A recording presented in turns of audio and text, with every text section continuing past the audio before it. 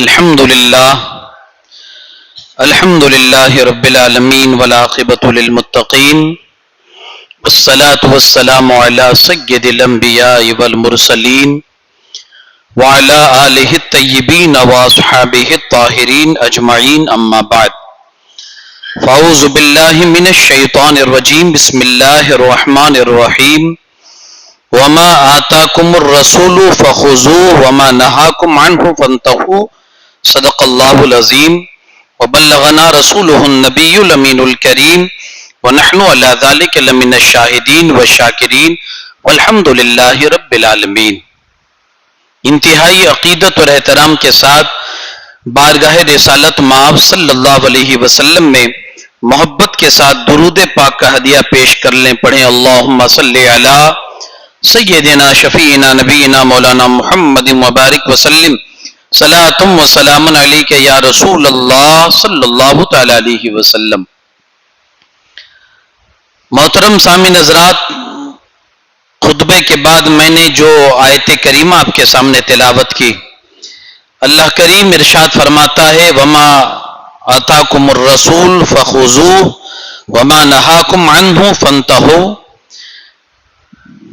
جو کچھ رسول تمہیں عطا کرے اسے لے لو اور جن چیزوں سے رسول تمہیں منع کرے اسے چھوڑ دو۔ یہ آیت اگر آپ دیکھیں تو سمجھ لیجئے کہ اسلامک احکامات کی یہ روح ہے، اور اس آیت میں سب کچھ آ گیا۔ جو کچھ رسول تمہیں دے اسے لے لو، یعنی تمہاری زندگی کا پورا دار و مدار رسول اللہ کی زندگی کے اعتبار سے ہونا چاہیے۔ تم وہی کہو جو رسول اللہ نے کہنے کا تمہیں حکم دیا، تم وہی کرو جو رسول اللہ نے کرنے کا حکم دیا ہے۔ تمہاری زندگی اس حکم کے اور اس دائرے سے باہر نہیں ہونی چاہیے۔ رسول اللہ صلی اللہ علیہ وسلم کی اطاعت اور حضور کی فرما برداری کرنا، یہ آپ سمجھ لیجئے یہ ایمان کی روح ہے۔ اگر آپ چاہتے ہو آپ کا ایمان زندہ رہے، آپ کا ایمان سلامت رہے، تو اس کی اصل روح ہے حضور کے نقش قدم پر چلنا، سرکار دو عالم صلی اللہ علیہ وسلم کی فرما برداری کرنا، یہ اس کی اصل روح ہے۔ اللہ پاک نے انسان کو پیدا فرمایا، پھر اسے ایسے ہی بے راہ نہیں چھوڑ دیا، بلکہ ہدایت کے لیے انبیاء کرام کو دنیا میں مبعوث فرمایا، اور آخر میں اپنے محبوب صلی اللہ علیہ وسلم کو اس نے بھیجا، آپ کے ذریعے دین کو مکمل فرمایا، اور قیامت تک آنے والے انسانوں کے لیے آپ کی سنت کو نجات کا راستہ بنا دیا۔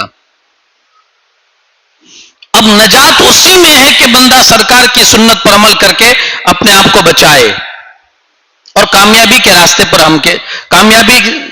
راستے سے اپنے آپ کو ہمکنار کرے۔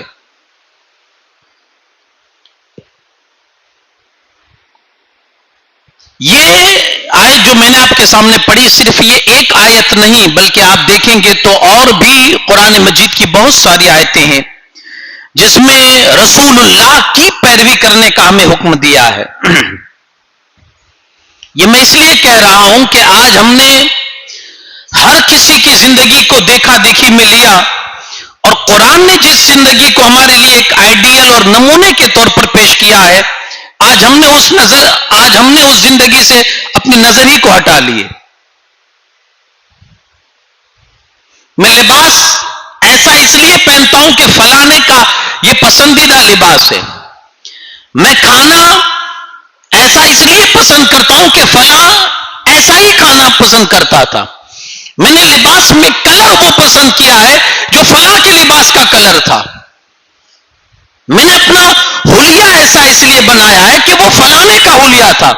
یعنی ہمیں ہر کسی کے حلیے، لباس، کھانا، انداز، طرز، کلام، گفتگو، ہر کسی کی یاد ہے۔ نہیں یاد ہے تو رسول اللہ کی، حضور کا لباس کیا تھا، سرکار صلی اللہ علیہ وسلم کے بولنے کا انداز کیا تھا، حضور علیہ الصلوۃ والسلام کی سنت مبارکہ کیا ہے،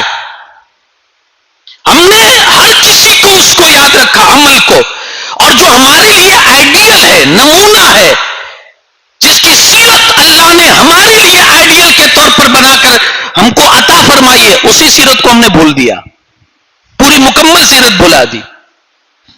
اب ہمارے ہر کام سرکار صلی اللہ علیہ وسلم کی زندگی سے ہٹ کر آپ دیکھ لیجئے، اسی لیے ترقی سے ہم بہت دور ہو چکے ہیں، کامیابی سے کسی طرح کا ہمارا کوئی ناتا ہی نہیں ہے۔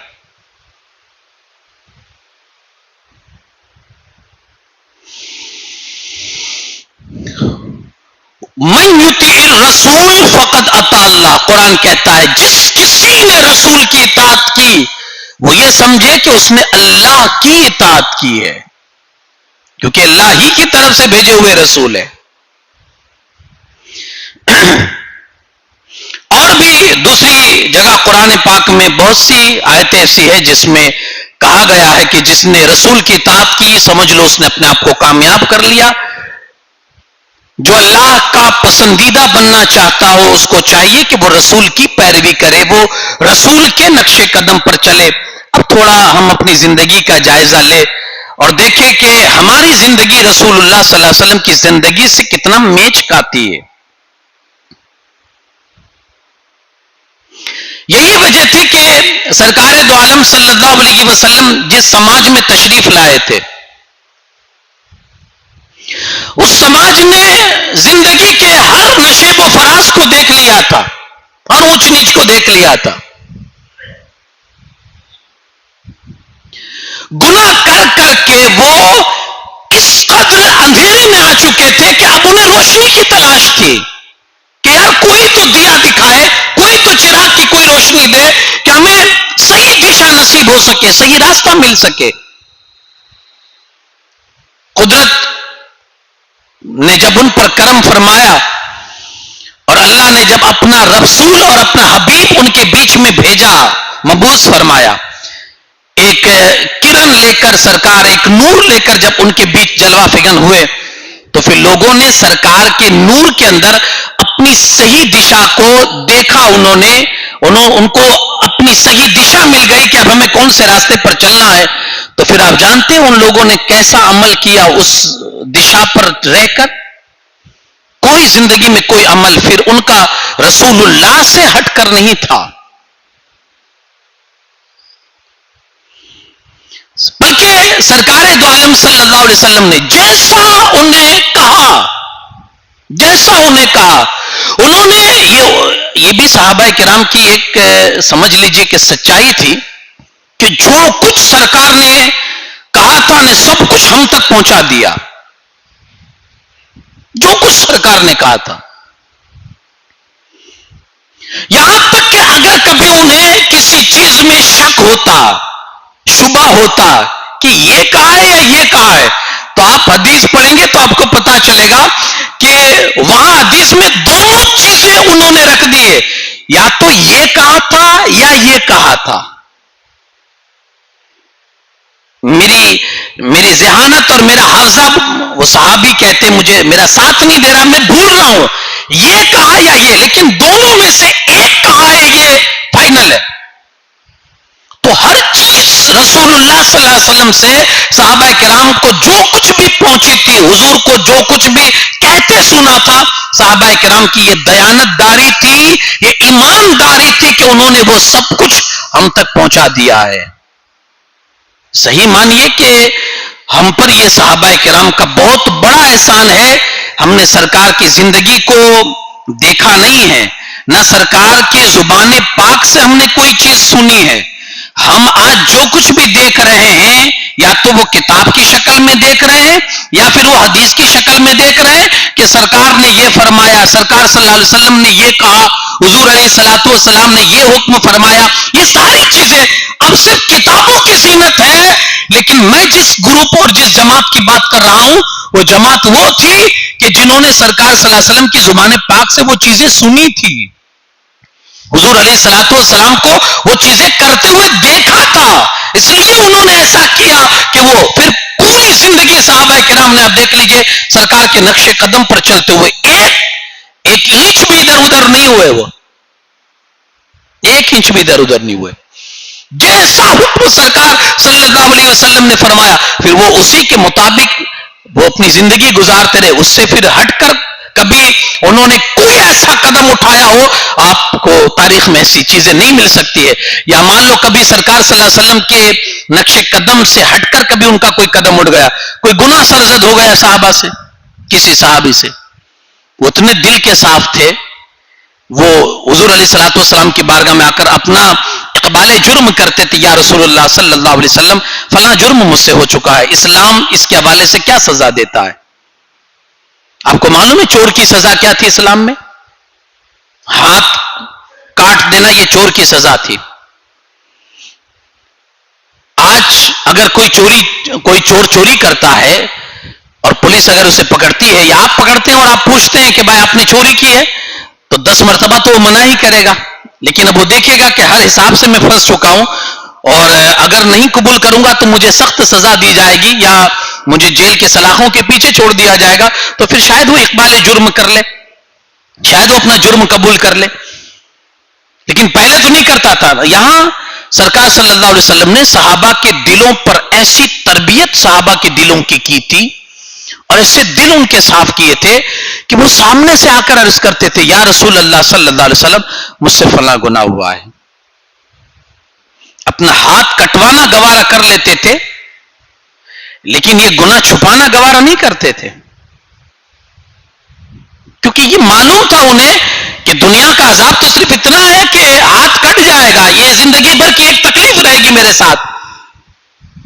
کسی صحابی سے اگر کوئی زنا سرزد ہو گیا, وہ بغیر کسی ہچکٹاہٹ کے وہ سرکار صلی اللہ علیہ وسلم کی بارگاہ میں حاضر ہو جاتا, یا رسول اللہ صلی اللہ علیہ وسلم مجھ سے یہ گناہ ہو چکا ہے. اسلام اس کے حوالے سے کیا سزا اسلام کے اندر ہے؟ یا تو 80 کوڑے, اور اگر شادی شدہ ہے اور شادی والا ہے پھر بھی یہ گناہ کیا ہے تو پھر اس کے لیے سنساری کا حکم ہوتا تھا کہ اتنے پتھر مارو کہ پھر یہ مر جائے. اقبال جرم کرتے تھے وہ, دل سرکار صلی اللہ علیہ وسلم نے ان کا اتنا پوتر کر دیا تھا, اتنا صاف. تو اتنے دل کے صاف تھے صحابہ کرام رضوان اللہ تعالی علیہم اجمعین کہ حضور علیہ الصلوۃ والسلام کو جیسے کرتے ہوئے کوئی چیز دیکھتے. آج حدیثوں میں آپ دیکھیں گے سرکار کا ایک ایک عمل, حضور کا ایک ایک کام آج حدیث کے اندر موجود ہے. سرکار نے کس طرح سے بیٹھ کر کھانا کھایا, کتنی انگلیوں سے سرکار صلی اللہ علیہ وسلم کھانا کھایا کرتے تھے, کس طرح سے حضور کے پانی پینے کا انداز تھا, حضور گفتگو کیسے فرماتے تھے. یعنی حضور کی باتیں بھی ہم تک پہنچائی ہے اور سرکار صلی اللہ علیہ وسلم کا عمل بھی ہم تک پہنچایا ہے کہ حضور نے ایسے فرمایا ہے, یہ فرمایا, اور حضور نے یہ کام کو ایسے کیا ہے. بتائیے کتنا بڑا احسان ہوگا ان کا. آج اگر چلو ہر کوئی 100% 100% ہر کوئی سرکار کی سنت پر عمل نہیں کرتا ہے, لیکن جس کو کرنا جس کا دل کرے کہ چلو آج مجھے سرکار کے صلی اللہ علیہ وسلم کے زندگی پاک کے حساب سے اب مجھے کھانا کھانا ہے, بتائیے وہ اندھیرے میں رہے گا؟ اس کو روشنی مل جائے گی حدیث کی کتابوں کے ذریعے سے میرے مصطفیٰ نے کھانا کیسے کھایا ہے. یہ میں صحابہ کی دیانتداری آپ کو بتا رہا ہوں.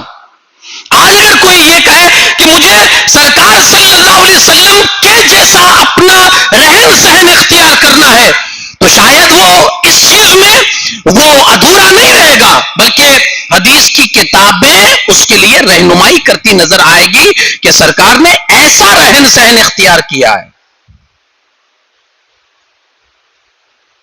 تو جب صحابہ نے اپنی زندگی کا پورا دار و مدار سرکار صلی اللہ علیہ وسلم کی زندگی کو بنا لیا کہ حضور ہی کی زندگی میں عافیت ہے, سرکار ہی کی زندگی میں ہمارے لیے ترقی ہے, کامیابی ہے, اور جو کچھ بھی ہے وہ سرکار کی زندگی کے پیچھے ہے, تو پھر جب انہوں نے یہ سب دیکھ لیا تو اب سرکار کے نقش قدم پر چلنا شروع کر دیا.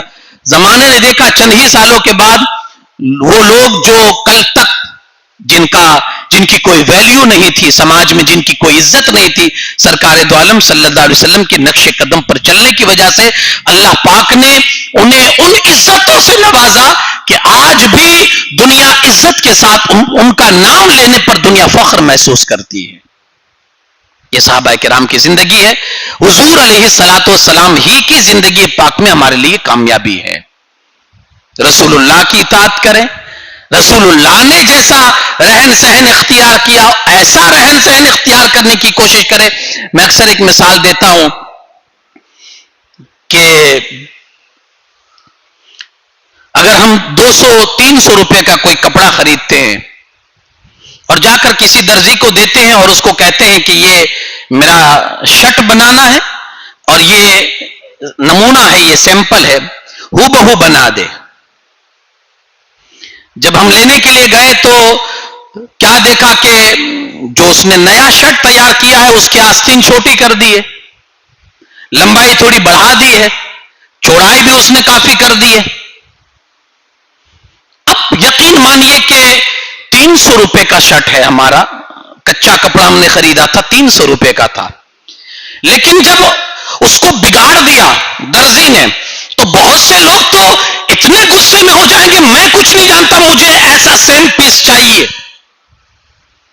جب میں نے تجھے نمونہ دیا تھا کہ بھائی تجھے اس حساب سے پرفیکٹ ماپ ہے, یہ ناپ پرفیکٹ ہے, جب میں نے تجھے نمونہ دیا تھا تو پھر تو نے اس نمونے کے حساب سے بگاڑا کیوں؟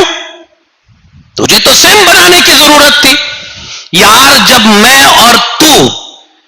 اور ہم جب ایک 300 روپے کا بگاڑ پسند نہیں کر سکتے اور 300 روپے کے لیے ہم اس سے لڑائی جھگڑا شروع کر دیتے ہیں کہ مجھے تو ایسا ہو بہو دوسرا پیس چاہیے, یہ نہیں چلے گا, یہ تو رکھ لے, مجھے نیا خرید کر دے. ہم جب یہاں تک پہنچ جاتے, اس حد تک پہنچ جاتے ہیں تو یہ کروڑوں کی پراپرٹی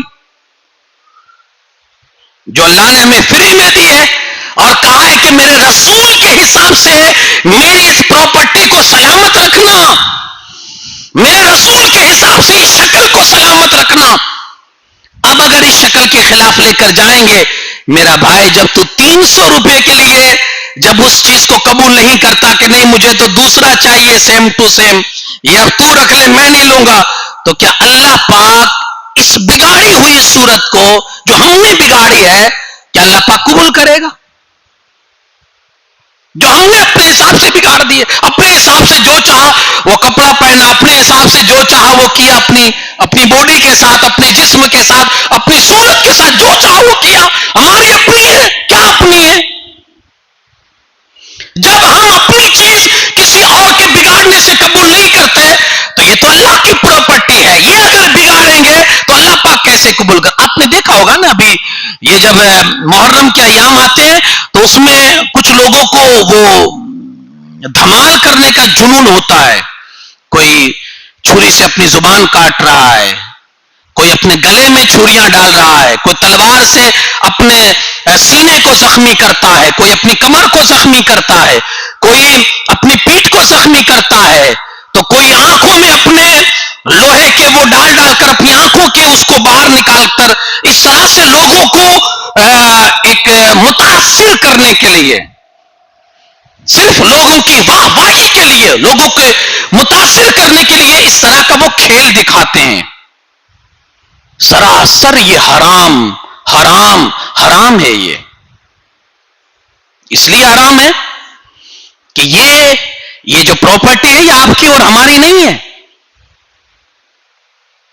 یہ پراپرٹی ہماری نہیں ہے, یہ اللہ کی ہے اور اس نے استعمال کرنے کے لیے ہمیں دیا ہے, اس پہ ہمارا کوئی ادھیکار نہیں ہے. کیا ہم ایک ہاتھ کاٹ کر کسی کو دے دے, لے بھائی میرے پاس 2 ہے, تیرے پاس 1 بھی نہیں, تو 1 رکھ لے, میرا بھی 1 تیرا بھی 1. شریر میں بہت زیادہ بلڈ ہو گیا ہے, چل بھائی میں بھی خیرات کرتا پھروں سب کو. جائیے مسئلہ پوچھئے کس اینگل سے یہ جائز, کسی اینگل سے جائز نہیں ہے کہ آپ, کیونکہ یہ ہماری ہے ہی نہیں. جب ہماری ملکیت نہیں ہے, آپ کوئی بھی سامان بیچو گے کب؟ جب آپ کی پراپرٹی ہوگی, آپ کی ملکیت میں ہوگی تب بیچو گے نا. اب آپ یہاں کھڑے ہو کر کہہ دو کہ یہ مولانا کا موبائل میں بیچ رہا ہوں, بھائی آپ کو کس نے ادھیکار کیا؟ موبائل میرا, پراپرٹی میری, ملکیت میری. آپ بیچنے والے کون ہوتے ہو؟ آپ دان کرنے والے, آپ خیرات کرنے والے, آپ کون ہوتے ہو؟ تو ایسی ہی جب یہ پراپرٹی اللہ کی ہے تو اس کو تکلیف دینے والے ہم اور آپ کون ہوتے ہیں؟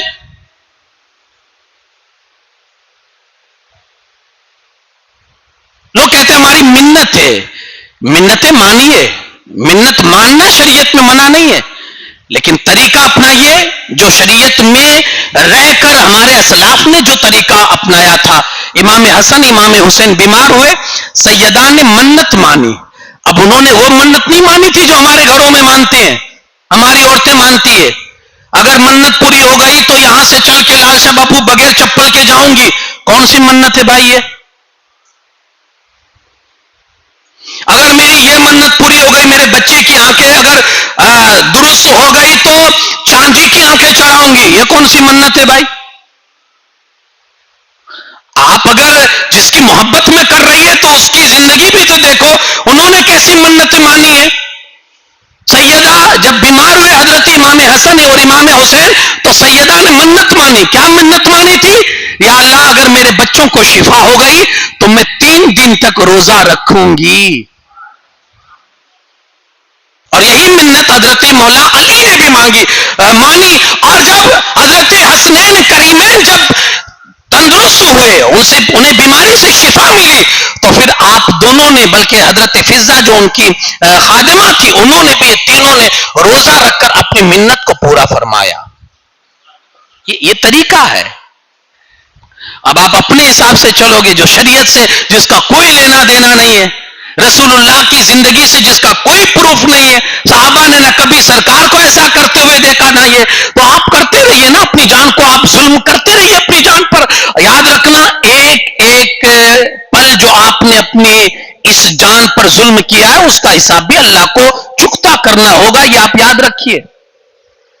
اگر کوئی اپنے ہاتھ پر ایسے چھری مار لیتا ہے بغیر کس کے اس کے، اور صرف لوگوں کو دکھانے کے لیے، اپنی بہادری کو دکھانے کے لیے، بھائی یہ کون سی بہادری ہے یار کہ تو سینے پر مار رہا ہے؟ تو کہا امام حسین کی محبت میں کر رہے ہیں. واہ یار، تیری محبت پر میں تو قربان. امام کی محبت میں کر رہا ہے نا، تو تجھے محبت میں ادھورا نہیں رہنا چاہیے، تجھے تو اور آگے نکلنا چاہیے. مولانا وہ کیا بھائی، امام نے تو گلا کٹایا ہے نا، تو ادھر ادھر کیا مار رہا ہے بھائی؟ ڈائریکٹ حملہ کر. ادھر ادھر مارنے سے، اپنے آپ کو زخمی کرنے سے کیا ہوگا؟ یہ زخمی کیا، کمر زخمی کی، سینہ زخمی کیا، ڈائریکٹ یہاں امام کا تو گلا کٹا ہے نا، مار لے بات ہی پوری ہو جائے گی. نہیں، یہ شریعت نہیں ہے، یہ مذاق ہے. شریعت آپ کو اجازت نہیں دیتی کہ آپ اپنے شریر کو تکلیف دے پہنچائیں. یہ شریعت آپ کو اجازت نہیں دیتی. اور اگر کوئی ایسا قدم اٹھاتا ہے اور اپنی جانوں پر ظلم کرتا ہے، اپنے آپ کو تکلیف دیتا ہے، شریعت میں نہیں ہے کہ آپ 2-2 4-4 گھنٹے تک ایسے ہی کھڑے رہو. یہ شریعت یہ آپ کو نہیں حکم دیتی. قرآن میں واضح لفظوں میں اللہ پاک نے کہہ دیا، لا یکلف اللہ نفسا الا وسعها لها ما کسبت وعلیہا ما اکتسبت. اللہ نے کسی بھی چیز کا آپ کو مطلب آپ کے اوپر اتنا ہی بوجھ ڈالا گیا ہے جتنی آپ میں بوجھ برداشت کرنے کی کیپیسٹی ہے، اس سے زیادہ آپ کے اوپر نہیں ڈالا گیا ہے. اب میں لوٹتے لوٹتے میں وہاں تک جاؤں گا، میں درگاہ تک پہنچوں گا، یہ میری منت ہے، تو یہ منت آپ کے حساب سے ہے. شریعت اس کے لیے آپ کو مجبور نہیں کرتی، بلکہ ایسا کرو گے تو الٹا آپ گنہگار ہوں گے. تو لوگ کہتے ہیں حضرت اگر یہ منت غلط ہوتی تو پوری کیسے ہوئی؟ پوری تو ہو گئی. اگر یہ غلطی ہوتی، ہم نے مانی اور غلط ہوتی تو پورا نہیں ہونا چاہیے تھا. تو میں ان سے کہوں گا کہ بھائی کوئی ضروری نہیں ہے کہ آپ نے مانی اور پوری ہو ہی گئی. بہت سی جگہ ایسی بھی ہے کہ اب جو دوسرے مذہب والے ہیں ان کی بھی تو پوری ہوتی ہے نا منتیں، تو آپ کیا کہو گے؟ ان کی بھی تو منتیں پوری ہوتی ہے نا، دوسرے مذہب والے جو ہے ان کی نہیں پوری ہوتی. اگر نہیں ہوتی ہے تو وہ ادھر ادھر کی مطلب ادھر ادھر کیوں جاتے ہیں وہ اپنی منتیں مانگنے کے لیے، پوری کرنے کے لیے؟ تو یہ کوئی جواب نہیں ہوتا ہے کہ حضرت ہم نے مانی تھی، پوری ہو گئی، اس لیے ہمارا عقیدہ بڑھ گیا ہے. تو یہ آپ کا عقیدہ آپ کے لیے ہے، ورنہ اسلام اس مسئلے میں آپ کی کوئی رہنمائی نہیں کرتا ہے کہ آپ ہاں یہ ہے، اسلام نے اس چیز کو منع کیا ہے اور یہ چیز حرام ہے اگر آپ اپنے شریر کو الٹا تکلیف پہنچاتے ہیں۔ بچیے، ہمارے لیے سب سے اہم چیز جو ہے وہ ہے سرکار صلی اللہ علیہ وسلم کا نقش قدم اور حضور کی سیرت، حضور کا اسوہ، یہ ہمارے لیے آئیڈیل ہے۔ اب اس حساب سے ہم زندگی گزاریں گے، ہم یہ نہ دیکھیں فلانا کیا کرتا ہے، اس نے یہ کیا تھا، اس نے یہ کیا تھا، نہیں، ہمارے لیے سرکار کی زندگی ہے۔ سرکار کی زندگی ہم تک کیسے ملے گی، حضور نے کیا کیا، کیا کہا، تو اس کے لیے آپ صحابہ کی زندگی اٹھا کر دیکھیں، جیسا ہو بہو سرکار صلی اللہ علیہ وسلم نے کیا تھا، صحابہ کرام نے کوشش یہ کی کہ اس طرح سے کر کے دکھایا، اس طرح سے سرکار کا عمل کر کے دکھایا کہ حضور نے یہ کیا تھا۔ ہر عمل سے آپ دیکھیں گے سرکار صلی اللہ علیہ وسلم کی سیرت کی ایک جھلک آپ کو نظر آئے گی۔ صحابہ کرام رضوان اللہ تعالی علیہ مجمعین نے اس طرح سے اپنی زندگی کو گزارا۔ کوشش کیجئے، دنیا بڑی تیزی کے ساتھ فتنوں کی طرف ہم کو لے جا رہی ہے اور ہم ہیں کہ بڑی تیزی کے ساتھ فتنوں میں شامل ہو رہے ہیں۔ کوشش کیجئے، دین صحیح کیا ہے، میں آخری بات عرض کر کے اپنی گفتگو کو ختم کر دوں۔ دین صحیح میں دین کیا ہے، وہ اس کی تلاش ہم کو کرنی ہوگی اور اس تلاش میں ہم کتنے کامیاب ہیں وہ بھی ہم کو دیکھنا ہوگا۔ امام مالک رضی اللہ تعالیٰ عنہ کا ایک فرمان ہے، امام مالک فرماتے ہیں کہ پچھلی قوموں کی جس طرح سے اصلاح جس چیز سے ہوئی تھی، پچھلی قوموں میں بھی بگاڑ تھا، ان کی اصلاح کس چیز سے ہوئی؟ کہا جس چیز سے ان کی اصلاح ہوئی ہے، آج کی قوم اگر چاہتی ہے کہ ہماری بھی اصلاح ہو، ہمارا بھی سدھار ہو، تو آج کی قوم کو بھی وہی چیز اختیار کرنی چاہیے۔ اب اس قوم کی اصلاح کیسے ہوئی تھی؟ قرآن حدیث، قرآن اور حدیث۔ پچھلی قوم کی اصلاح امام مالک کہتے ہیں جس چیز سے، اچھا آپ نے دیکھا کہ اس قوم کے اندر بگاڑ تھا، انہوں نے قرآن اور حدیث پر عمل شروع کر دیا تو ان کی اصلاح ہو گئی، ان کے اندر سدھار آ گیا۔ تو اگر آج ہم بھی یہ چاہتے ہیں کہ ہمارا سدھار ہو اور ہم راستے پر صحیح چلیں، تو ہمارے لیے بھی وہی چیز ہے اور وہ ہے قرآن اور حدیث۔ تو ان دونوں چیز سے اپنے آپ کو قریب کریں اور کوشش کریں کہ قرآن اور حدیث سے ہمارا رشتہ مضبوط ہو۔ اللہ کرے کہ ہم قرآن کو سمجھنے والے اور حدیث کو سمجھنے والے بن جائیں۔ ایک چیز یہ بھی یاد رکھنا کہ بڑی تیزی کے ساتھ گمراہی کا ایک سلسلہ یہ بھی اب نکلا ہے کہ لوگ حدیثوں کو گڑ گڑ کر، یعنی جو حدیث ہے نہیں اس کو بھی حدیث کہہ کر آپ اور ہم تک پہنچا رہے ہیں۔ جو حدیث نہیں ہے اس کو بھی ہم تک پہنچا رہے ہیں حدیث کہہ کر، اور ہم اتنے بھولے ہیں کہ ہم تحقیق میں جاتے ہی نہیں ہیں کہ کیا صحیح ہے اور کیا غلط۔ ہم فوراً اس کو ایکسپٹ کرتے ہیں، فوراً اس کو قبول کر لیتے ہیں، حدیث میں ہے بھائی تو اب اس کو کرنا ہوگا۔ نہیں، آپ پہلی بات تو یہ کہ ہر کسی کے بس کی بات نہیں ہے کہ حدیث کو سمجھ جائے۔ اس لیے میں نے کسی عالم سے سنا تھا کہ قرآن پڑھو، ترجمہ مت پڑھو۔ قرآن پڑھو، دیکھیے آدھی بات لے کے یہاں سے مت جائیے گا، پوری بات سنیے گا پہلے، یہ ابھی میری آدھی بات ہے، یہ ادھوری بات ہے۔ قرآن پڑھو، ترجمہ مت پڑھو، یہ آدھی بات ہے۔ قرآن پڑھو، ترجمہ مت پڑھو۔ ترجمہ پڑھنا ہے تو کسی جانکار کے پاس بیٹھ کر پڑھو، یہ بات اب مکمل ہوئی۔